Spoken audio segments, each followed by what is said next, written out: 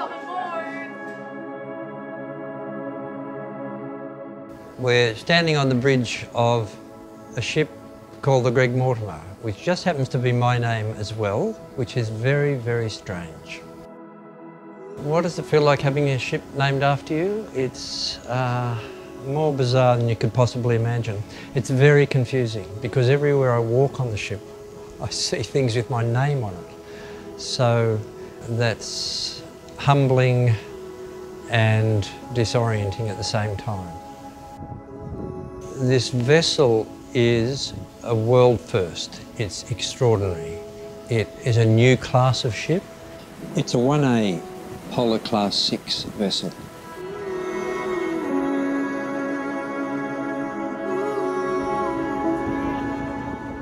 We've just been from Tierra del Fuego to the Antarctic Peninsula, and now we're on the way back again.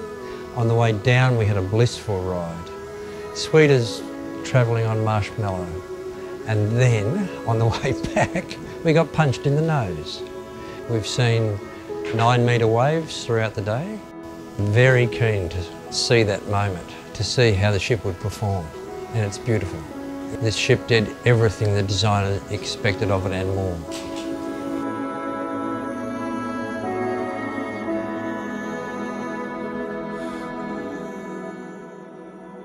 The bridge is my favourite place on the ship. I spend most of my day while we're on the ship up here, and it's like, in this case, being on the Starship Enterprise is pretty spacey.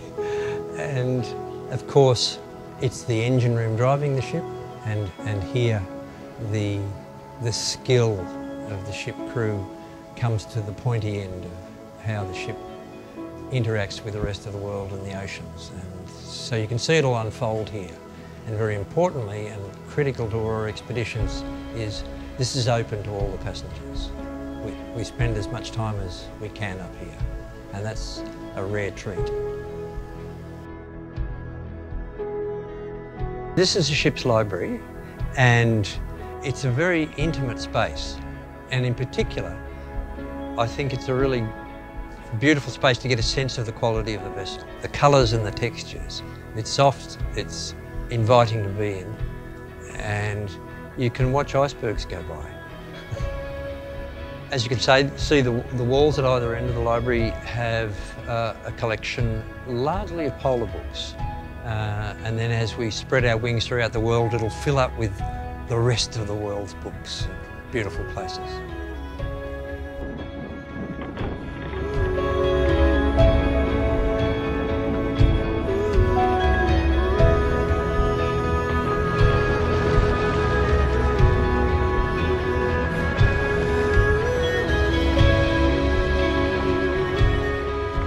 This is the Elephant Island Bar, and we're right next to the lecture room. And some would say it's the heart of the ship. Not because it's a bar, because it's a meeting point. There's a reception and dining room nearby in the lecture room, and it's a lovely open space, graced by a piano in the corner. And it's a nice, deliberately styled, relaxed place. So, as you can see, it's a fairly slick, it's a sophisticated, relaxed place. Bearing in mind that we're not a formal company. It's a very fine space, but we might come in here after a landing in our long johns or our outdoor gear. And down the corridor you can see the main dining room, our dining room. This is on deck 5, and then on deck 7, where the library is, there's also a gymnasium, a spa and massage room.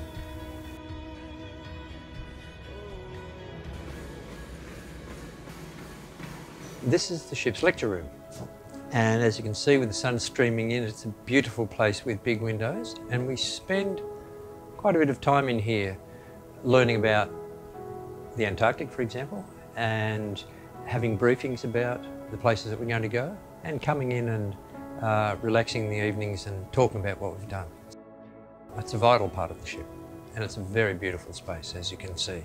Importantly, we also use it to talk about specific activities, maybe kayaking or skiing or diving, and we're able to brief people readily here. But the nuts and bolts end, all those things come together in the mudroom in the stern.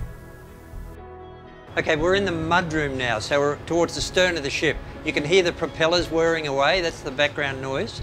And this is where the rubber hits the road, because all the talk and the learning comes together here, and we get ready to go out to Antarctica or wherever it is. A locker for every room for people to hang their wet gear, and for wet weather boots, muck boots, so you don't have to take them into your cabin. And it's separated from the rest of the ship, so this is the working area, the fun bit. Not only is the mudroom used for simply going onto the shore, there's more complex activities going on. This is where we prepare people for diving, for kayaking, snowshoeing, skiing, going climbing, all the good stuff.